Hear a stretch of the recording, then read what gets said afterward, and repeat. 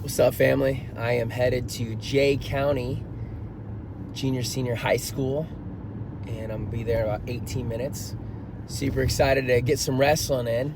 And I was looking at my schedule, man. I was like, man, mildly overwhelmed. Not because of just the wrestling. I also have this NLP, NLC coaching program that I've been in for this past year, and it's been awesome. I mean, definitely helped my coaching skills and getting me more clarity on, breakthrough sessions, avatar aim, end goal, all that type of stuff. It's just like their freaking times on shit is very inconvenient, and it's really starting to piss me off now because it's like they got a webinar call tonight. I literally have a wrestling meet. So I'm going to finish up this wrestling meet and then get on that call to be present and get the attendance for it. And then from there, not Tuesday, but Wednesday, of course, which is the one day I could maybe go ice skating or something and have a good time with someone.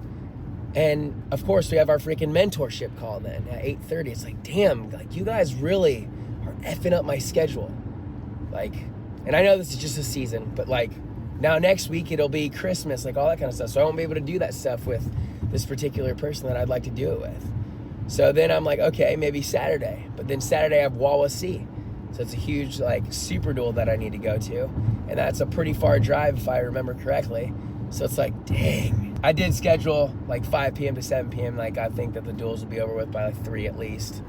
And so we can get that going and hopefully I can have that special time with that person. But yeah, I was just kind of feeling mildly frustrated, and I think that's important to share with you guys on this process of being my first time head coach. And I understand that that's also just a part of it, right? But yeah, I was just kind of feeling discouraged in this time. It's man, and some people are gonna say, oh, suck it up, that's part of it, buddy, blah blah blah. I say, okay, and it's also okay for me to be a human and experience my emotions and share with you guys what I'm experiencing. So yeah, what an opportunity. And some of you also are probably hey man, I feel you, that sucks. What an opportunity, right?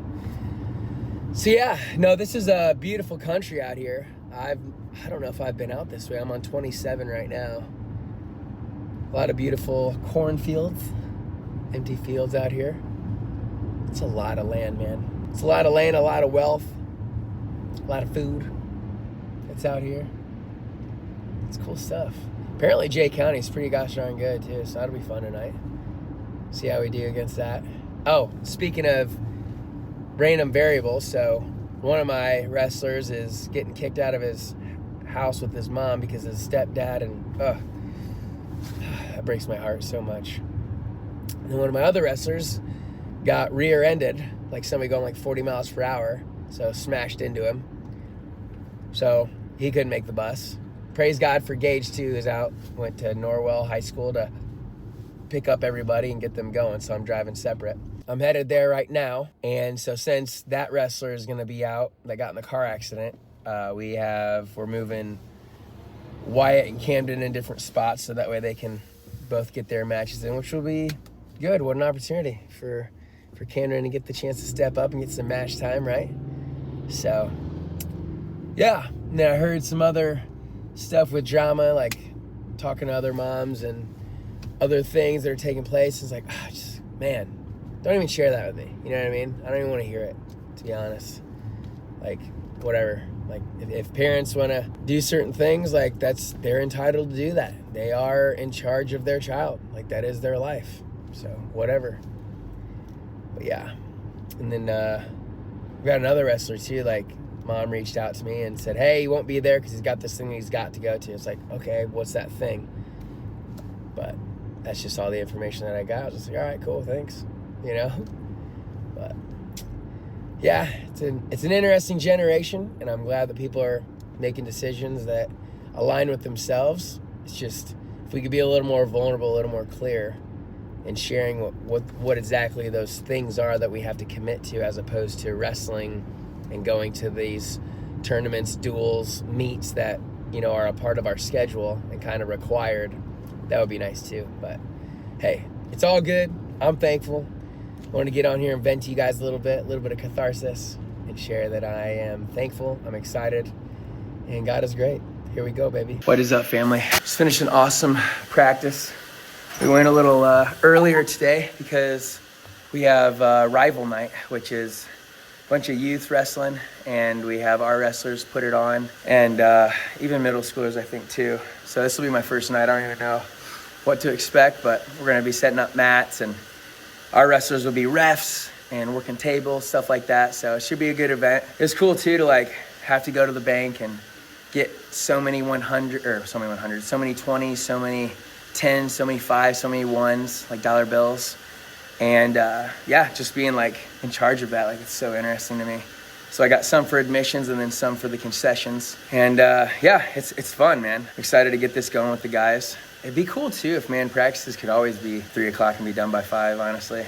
But with my schedule this year, 5 to 7 is what it's gonna have to be. So I'm thankful that we got that going. I got my showers going right now too, because they're always super bipolar. Like they are super cold and then they're super hot, and then they kind of chill out, and it's like a good medium. So I'm letting those run right now, and I'm gonna get my nice shower in. In terms of wrestling, man, it's been cool to watch the wrestlers grow and just like go over basics, go over, you know, principles that I haven't thought of too. I'm very thankful for Tyler and Gage being able to help me kind of get those structures together, and yeah, just think of like what the wrestlers are missing, what they're growing on, what they need help glowing on. And yeah, it's been really fun. In terms of my life, therapy has been down to zero patients the past 2 weeks. I had my first patient today, and it was just a treatment. So that's like literally crazy that's the case right now.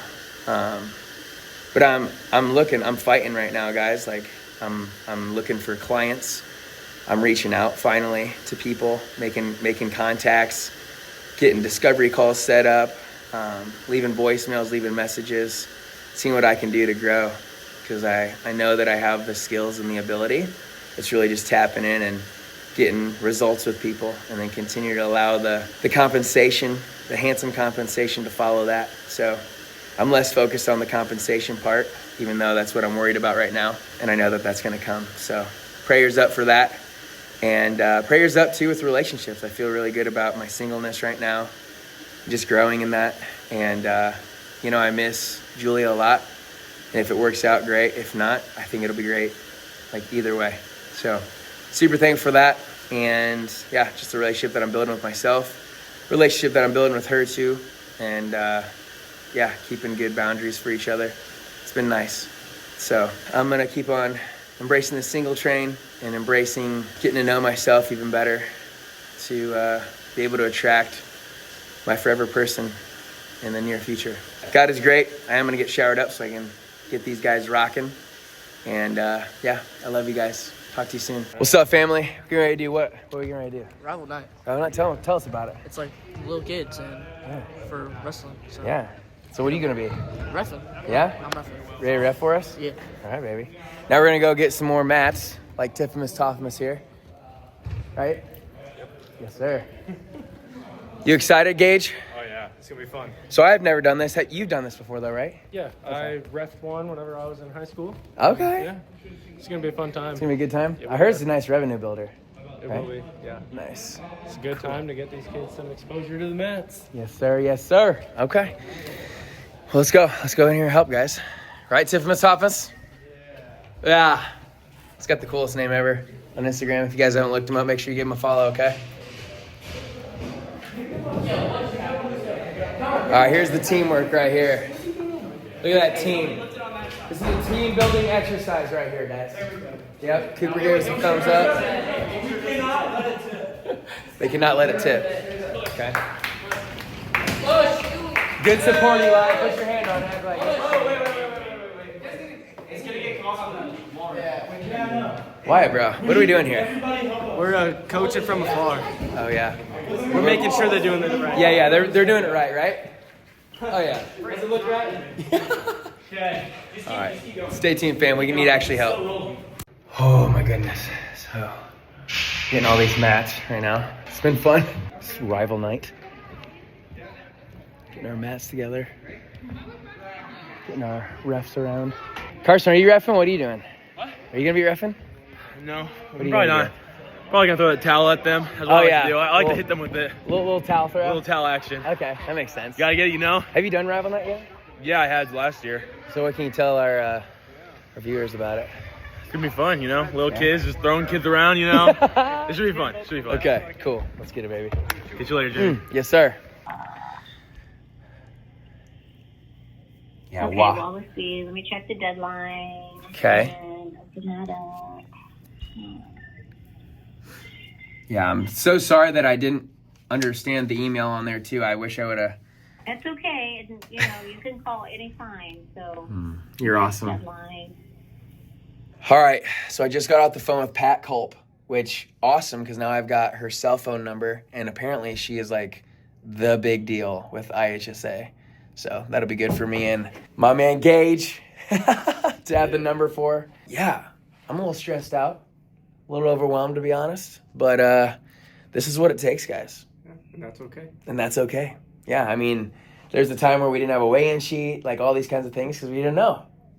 Yeah, learn. Live and learn. And now we've got the weigh-in sheets, we've got systems down. We're now putting in our wrestlers and using track wrestling. Apparently, once we get this in, it'll be a much simpler process. So we're pretty excited about that. So we're getting our records because you got to basically put their weight class, their name, their grade, their record, all that kind of stuff. And then I think we're good to go for the Wawasee tournament. So yeah, fam, that's what we got going on. I wanted to share it with you guys. And Rival Night has been really fun, honestly. It's so cute to watch the little ones go It's at it. wild out there. Yeah, it's so cute. Stay tuned, fam. Good morning, fam. Just got to Wawasee here. Quite the drive out this way. I am excited for this super duel. So we are getting ready to wrestle Plymouth first, I do believe. And so we'll wrestle them at 3. We got weigh-ins here in like 30 minutes. So I'm going to get in there, get my dudes ready to rock, which I know Gage is already making that happen. So what a blessing.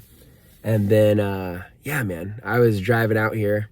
So I would have drove like 45 minutes to get to the high school and then an hour and 20 to get here.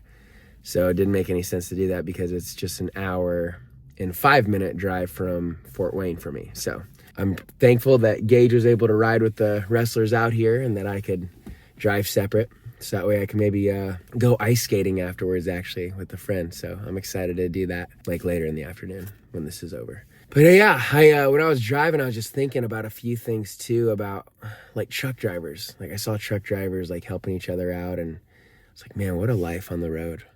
How that must be. And then I was listening to this song. I forget what it's called. It's a song that Alex Karnev showed me. It's very beautiful, very powerful. And I was listening to it. I thought about like the power of our gaze, the power of the way that we choose to look at people. And when we can look at somebody with love in our eyes and when we can cherish them, and we can be thankful. It's really made me resonate. And I started crying just a little bit ago. Just thinking about how powerful our interactions can be and how we were put on this earth to love God and love others, and the opportunity to reflect God's image and show each other that we're so loved and adored. Yeah, I was thinking about that, and I'm ready to go in here and show these wrestlers that they are loved and adored and give every person that I come in contact with love that comes from above.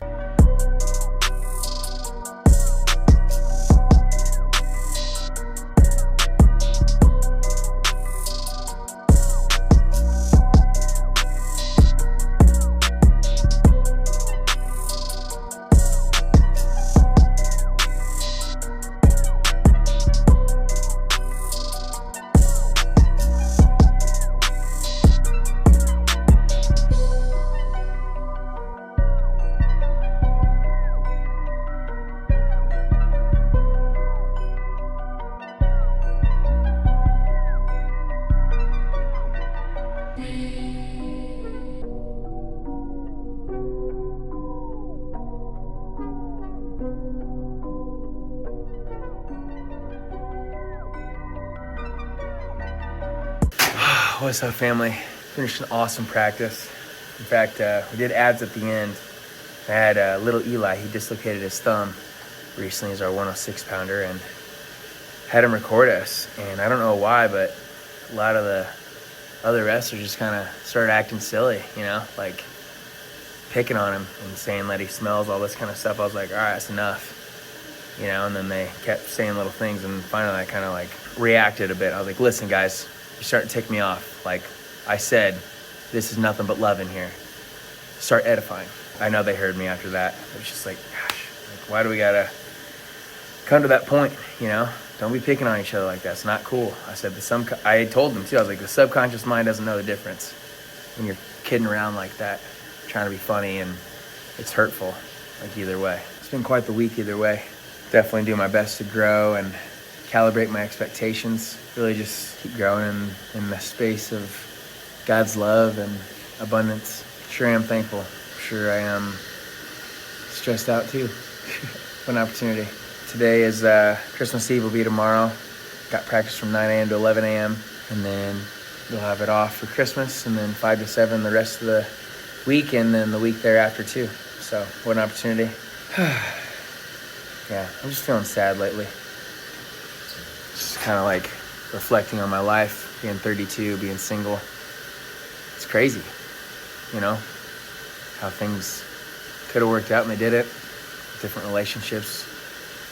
And yeah, just praying that I can do the next right thing always and have that better relationship with myself. And yeah, just really grow in that space. That's how I'm feeling right now, guys. Just want to be honest with you. I'm gonna jump in the shower. That'll feel a lot better too. I am loved. Let's go, fam.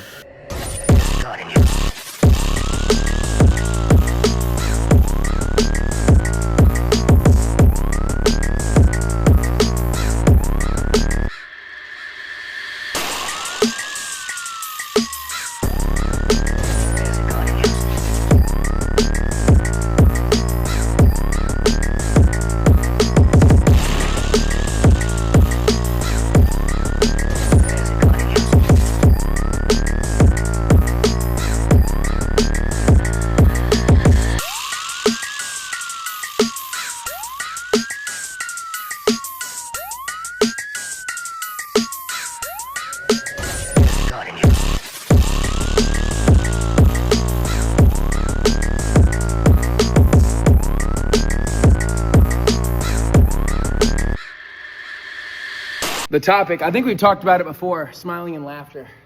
We talked about that before? Okay, good. What an opportunity today. So, smiling and laughter, do you guys think it's good for you? Yeah, we can all agree on that?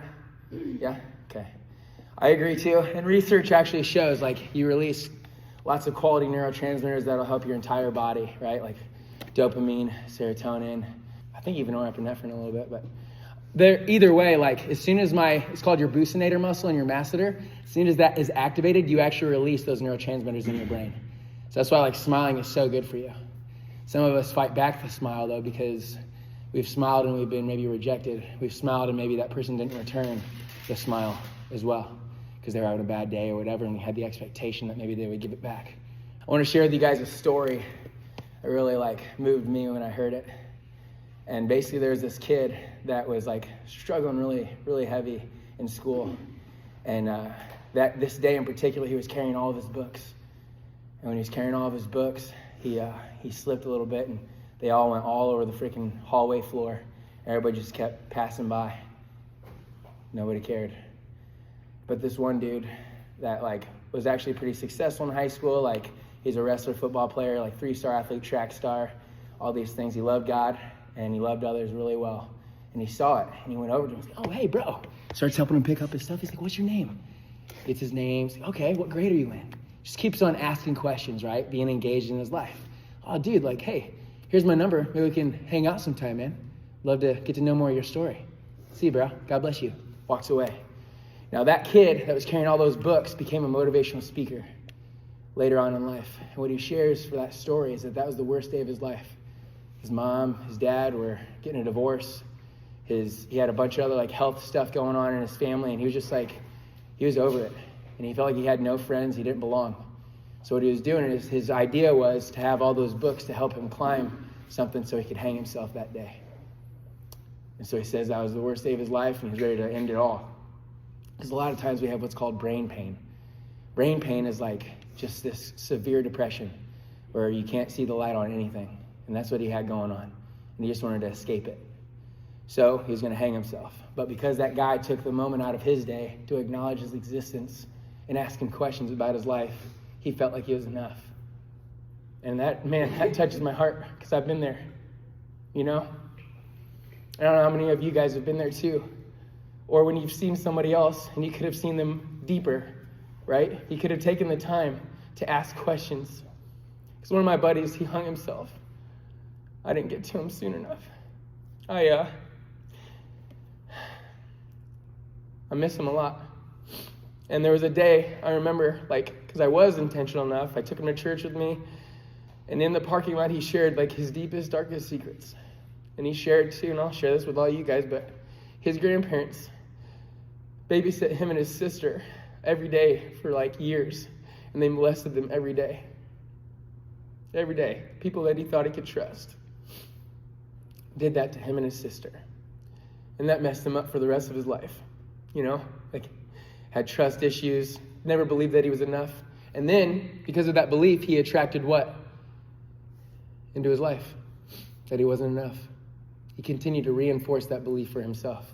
Girls cheated on him, all that kind of stuff. People picked on him so much in school, he would bring a brick to school, so he was ready to fight. Out at Southside. It was heavy. And, there was a night where he called me and he said, "Hey, Jimmy, I don't know what I'm going to do, but I don't feel safe." I was like, "Bro, come over right now." And he came over, it was 9 o'clock. We talked until 3 o'clock in the morning about Jesus and everything else. And our relationship continued to grow. He got in my small group Bible study. Stuff was really good. In fact, I met my wife then because I was with him. I was at the right place at the right time, and I met my wife. That's pretty cool. But yeah, man, he didn't make it to my wedding because he went to a dark place. He even said, "I'm going to the dark side for a little bit." It's okay. And so he just spent 6 months, just dark side, whatever. And his work was he's a dynamite technician. He worked underground, so he's always in the dark, right? Yeah. And anyways, he tried to FaceTime me when I was at the lake, and I missed it. I saw it, but I didn't answer because I was I'm busy right now. I'll call him back here in 20 minutes. And I did, and when I did, he didn't answer. He said I'm at a bar.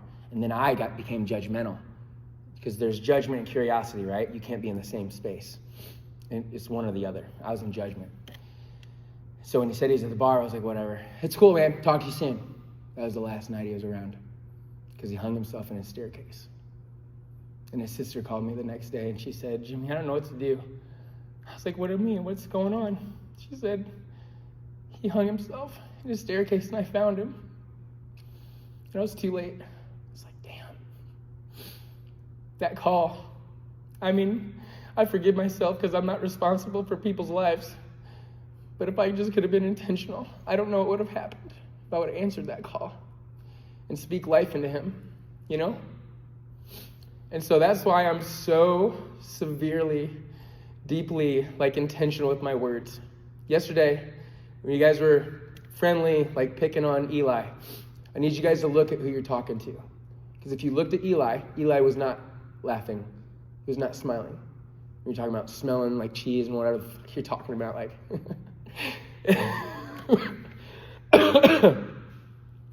Sure, it might be funny to you, but you don't know what that other person's going through. I know Eli's got stuff going on, freaking hand dislocation, all that kind of stuff. Life is heavy for all of us, and it takes one day, one traumatic experience, and the added pressure to get us to the other side on the bad side of things. So that's why I really mean, edify each other, please, joking around's fine. When we were joking around with me in there. I don't know why the hell you guys are smiling all the damn time. But that's fine. That was healthy, right? But when you're tearing somebody down with your words, even if it's a joke, the subconscious mind doesn't know the difference. And it starts to reinforce that belief. And a belief can be faith-driven or doubt-driven. Doubt is also a belief, okay? And when you have the doubt of a belief, that builds anxiety. Because anxiety is when I expect something to go bad. But when you have a faith belief, something faith-driven, that builds anticipation, which is very similar, but that's when I expect something good to happen. You guys feel what I'm saying? So I just want to encourage all of you to just continue to love each other well, okay? I get being playful and stuff, but when it comes to saying somebody smells and shit like that, that doesn't fly with me. You feel me? You guys agree? You feel what I'm saying? Picking up what I'm laying down? Okay. And I love you guys a lot. And I want to share this story again so our whole team can understand, like, why mental wellness is so important to me. I would say mental illness, but that's where focus goes, energy grows. I'm not focusing on the illness part. I'm focusing on the wellness part. Because when we keep on reinforcing that and growing in that, we can all love each other really well. Oh, thanks for letting me share that with you guys. Yeah, love you a lot. I want us to keep on growing as men and, like, make this world a better place. So I think world peace is possible. Cool? At the pool. All right. Took a lot longer than I thought, but thank you guys for letting me be vulnerable with you and letting you know, like, why it's so important to me that we edify each other. Okay? Sometimes to find out how far you can go, it's little things like that, hey, getting your brother, getting your buddy to show up will not only help you, but I tell you what, be a lot more enjoyable. Being your guys' age is just something that, hey, you got coaches here that are invested in you. Those coaches are probably bringing people around. If not, maybe I'm the first person they brought around. And so blessed to be here. Very grateful to be here. And just would encourage you, like, hey, whether it's academics, whether it's socially, whether it's athletically, that you have some really good resources. And rather than maybe thinking that you know it all, asking questions. Asking, hey, I'm not talking of the wrestling sort that are overly important, but hey, it's the social sort. You guys are young men that are trying to figure out what's going to take to maybe be more of a man one day.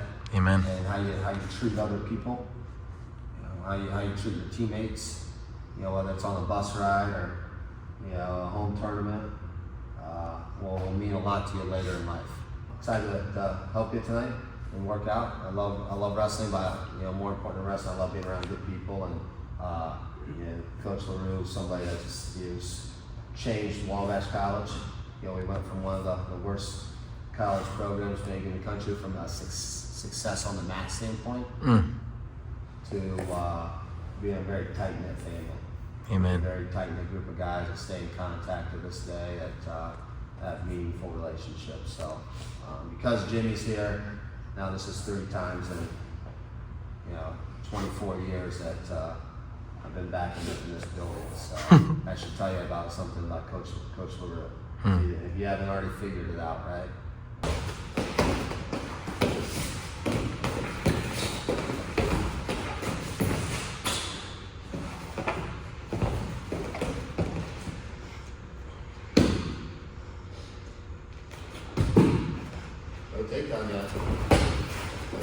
There it is. Awesome. All right. Flip it. Let's go. Flip it. Get it.